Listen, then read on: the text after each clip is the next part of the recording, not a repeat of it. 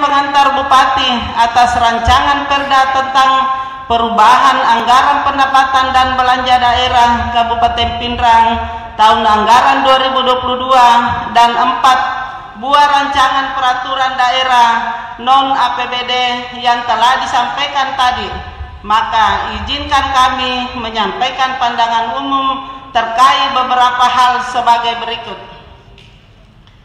1. Bahwa dalam perubahan APBD ada 2 hal pokok yang menjadi prinsip, yaitu pendapatan dan belanja.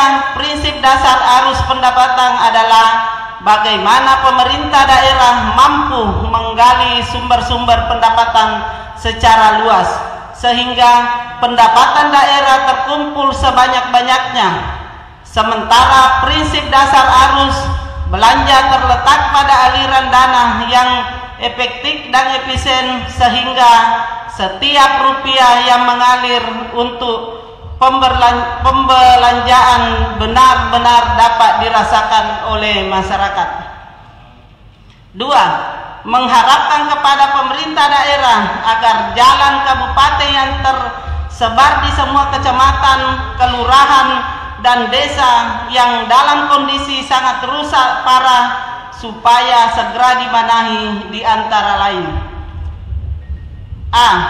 Jalan Cura-Cura dan Jalan Poros Sululi Libukan, Kelurahan Tiroang, Kecamatan Tiroang. B. Jalan Poros Boki Alita, Kelurahan Pamase, Kecamatan Tiroang. C. Jalan Poros Asila Kalian, Kecamatan Duampanua. D. Jalan Poros Paleteang Benteng, Kecamatan Patampanua. E. Saluran drainase dalam kota yang tidak berfungsi secara optimal sehingga terjadi banjir setiap musim hujan datang, khususnya Kecamatan Watan Sawito dan Kecamatan Paleteang. F. Jalan Melimpung Banga Desa Padang Loang, Kecamatan Patampanua. Dalam yang tak kalah pentingnya adalah pembangunan infrastruktur jalan. Keempat, desa yang berstatus desa sangat tertinggal di Kecamatan Lembang, yaitu Desa Lepta, Desa Kariango, Desa Baseang, dan Desa Lembang.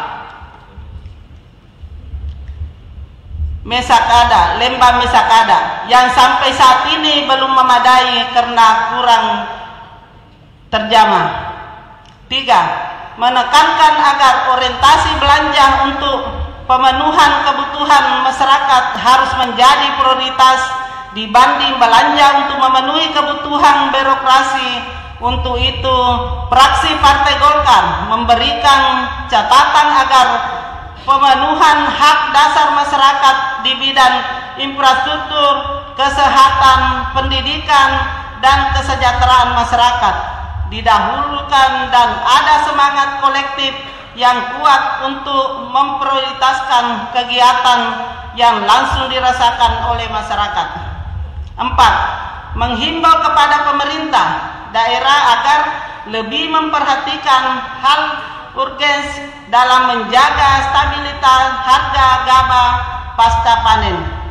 Perlu adanya regulasi yang ditetapkan guna mengatur dan menjaga stabilitas pasokan dan harga gabah, sebab jika tidak cepat dilakukan langkah konkret, hal ini akan berimbas pada kesejahteraan petani, karena dengan tidak stabilitas harga gabah pasca panen, maka hasil panen gabah tidak akan laku.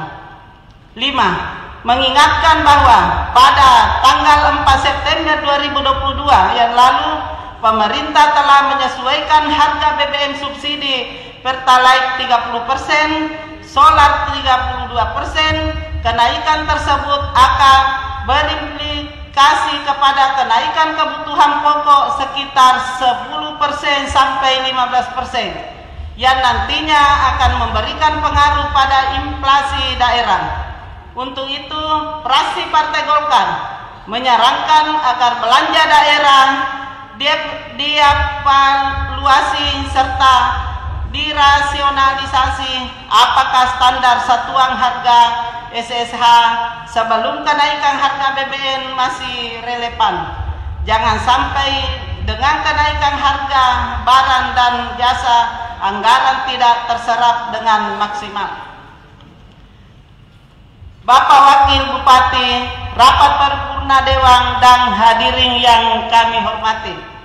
Terhadap Ramperda tentang rencana tata ruang wilayah, fraksi Partai Golkar berpandangan bahwa RT RW adalah sebagai pengendali pemanfaatan ruang wilayah. Untuk itu, fraksi Partai Golkar menilai bahwa selain harus disusun secara komprehensif dengan mengedepankan peran serta masyarakat secara partisipatif, Ramperda tersebut haruslah berpedoman pada Peraturan Pemerintah Nomor 21 Tahun 2021 tentang penyelenggaraan penataan ruang, di mana Ramperda tersebut bertujuan untuk mengharmonisasikan dan mensinkronisasikan tata ruang dalam pembangunan di Kabupaten Pindrang. Pembangunan di Kabupaten Pindrang terhadap Ramperda tentang lahan pertanian pangan berkelanjutan. Fraksi Partai Golkar menyampaikan bahwa Ramperda ini diperlukan demi kesejahteraan masyarakat Kabupaten Pindrang, khususnya petani. Dengan adanya perda ini dapat menilai perlunya untuk melakukan identifikasi dan inventarisasi lahan pertanian pangan berkelanjutan di Kabupaten Pindrang, dan merupakan salah satu upaya untuk mewujudkan ketahanan dan kedaulatan pangan dalam rangka meningkatkan kemakmuran dan kesejahteraan petani dan masyarakat pada umumnya. Terhadap Ramperda tentang rencana pembangunan industri, fraksi Partai Golkar berharap dengan adanya Ramperda ini dapat membuka kesempatan berusaha dan perluasan kesempatan kerja, menanggulangi kemiskinan dengan memprioritaskan pekerja lokal daerah, meningkatkan kemakmuran dan kesejahteraan daerah secara berkeadilan, dan yang paling penting dapat mewujudkan industri yang mandiri, sehat dan berdaya saing dengan mendayagunakan sumber daya secara optimal dan efisien yang berlandaskan pada kerakyatan, keadilan dan nilai-nilai luhur budaya. Terhadap Ramperda tentang kode dan tata wilayah administrasi pemerintahan, fraksi Partai Golkar berharap perda ini nantinya menghasilkan tata kelola data yang terintegrasi secara akurat antar lembaga untuk mewujudkan satu adat Indonesia. Bapak Wakil Bupati, rapat paripurna Dewan dan hadirin yang kami hormati. Sebelum menutup pandangan umum ini, fraksi Partai Golkar berharap agar proses pembahasan rancangan APBD perubahan ini betul-betul dimaksimalkan agar menghasilkan APBD dan peraturan daerah yang benar-benar memenuhi kebutuhan masyarakat. Demikian penyampaian umum fraksi Partai Golkar terhadap rancangan perda tentang APBD perubahan Kabupaten Pindrang tahun anggaran 2022 dan 4 buah rancangan peraturan daerah non APBD. Dan dengan mengucapkan Bismillahirrahmanirrahim, fraksi Partai Golkar menyatakan setuju dibahas pada tingkat pembicaraan berikutnya. Mohon maaf atas segala kekurangan dan terima kasih atas perhatiannya. Pindrang 20 September 2022, fraksi Partai Golkar DPRD Kabupaten Pindrang, Ketua Insinyur Haji Usman Begawan, Sekretaris Hatam Matanete STMP, Juru Bicara Haja Rusna SE. Terima kasih. Assalamualaikum warahmatullahi wabarakatuh.